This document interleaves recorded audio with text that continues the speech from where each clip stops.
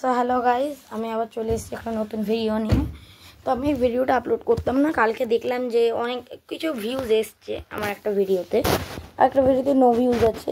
Thanks যে আমার like subscribe করেছে, তাকে থ্যাঙ্কস। তো আজকে আমরা আলোচনা করব যে ভক্তিপথে এত বাধা কেন। দেখুন, আমরা কি করি, যখন আমাদের ভিতরে একটা ভক্তি আসে তখন আশেপাশের বাড়ির লোক এসে আমাদের মনটা ব্যাগড়া ঘটায় যে যে ঘরে তারা মায়ের পুজো করতে নেই, তারা মা শ্মশানের দেবী, তারা মানে কি থাকলে ঘর শ্মশান হয়ে যায়। এর কোনো মানে নেই, কোনো শাস্ত্রে এর বর্ণনা নেই। যে কোনো দেব দেবীকে আপনি ঘরে পুজো করতে পারেন, আমার মত এটাই। এবার আপনি কার কথা শুনবেন সেটা আপনার ব্যাপার। ওই বলে না, কুছ তো লোক কহেঙ্গে লোগো কা কাম হ্যাঁ কায় না, ওটাই হয় আমাদের জীবনে, জানেন তো। আপনাদের টার্গেট থেকে নড়লে চলবে না, ব্যাস।